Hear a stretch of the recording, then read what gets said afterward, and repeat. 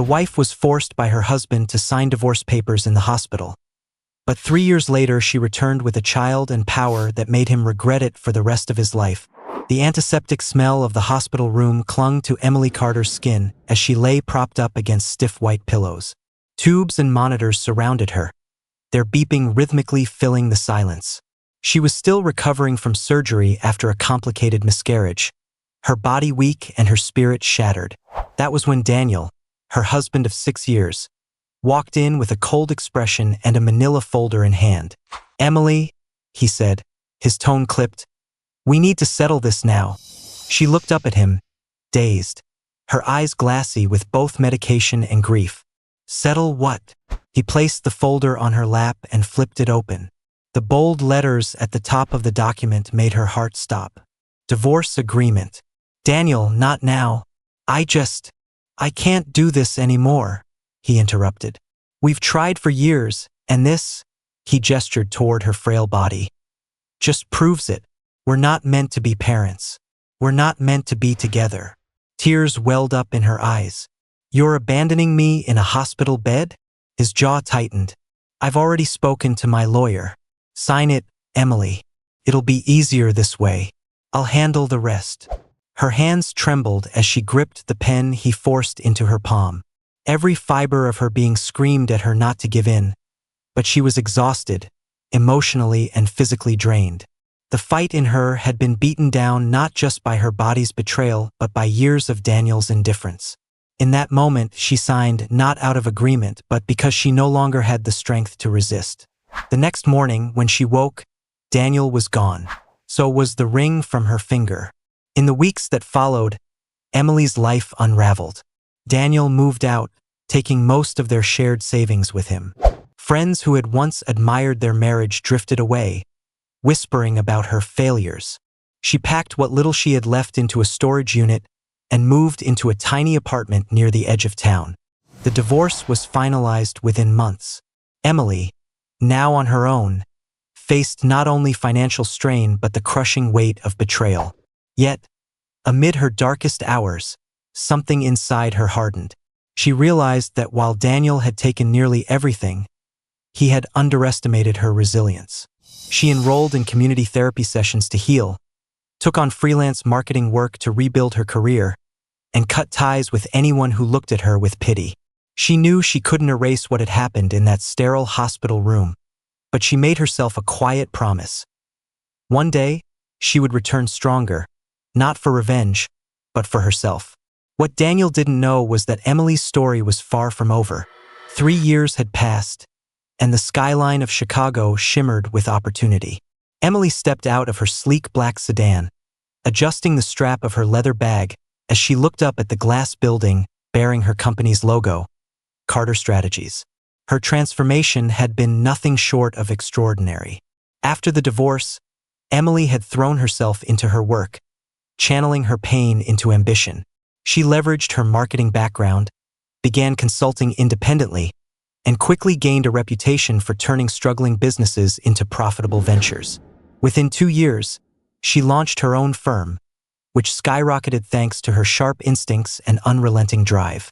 But Emily's most profound change was not professional. It was personal.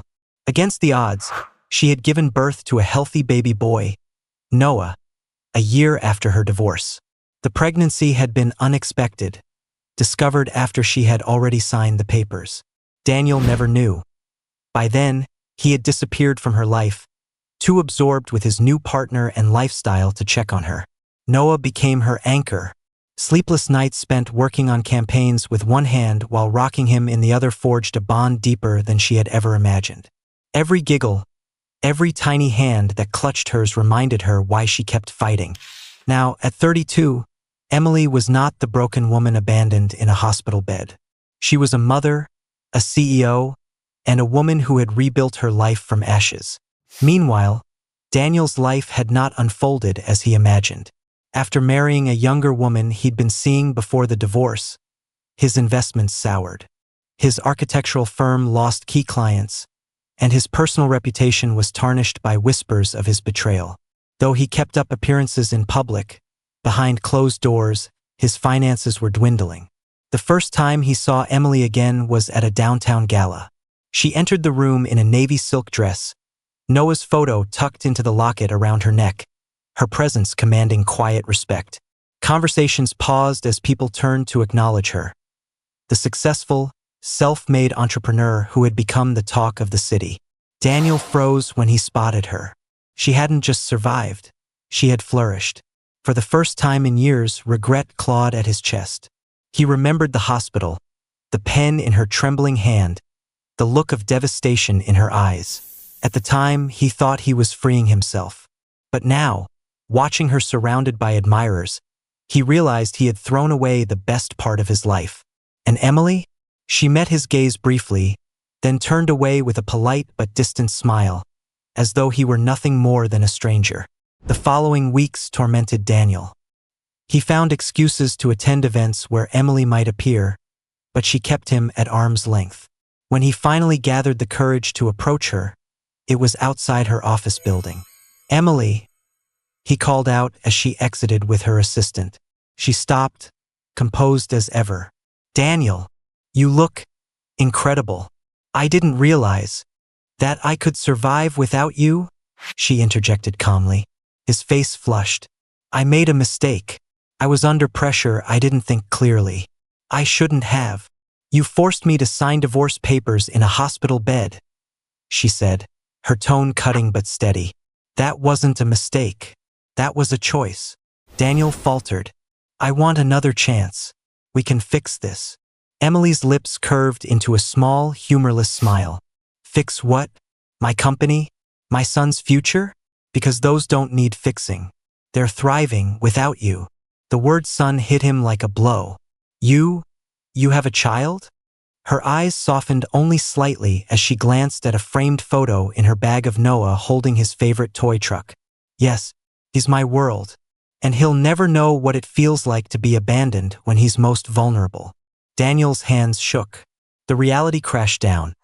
Not only had he lost his wife, but also the chance to be part of the family they had once dreamed of, the child they had longed for. He had denied himself that by walking away. For Emily, the encounter wasn't about vengeance. It was about closure. She didn't gloat or berate him. She simply showed him, through her success and her son, that his betrayal no longer defined her. Months later, Daniel was seen alone at events, his second marriage crumbling under financial strain. Emily, however, continued to rise. Noah grew up surrounded by love, stability, and the unwavering strength of a mother who refused to be broken. Daniel's regret became his shadow, haunting him every day. And Emily? She never looked back.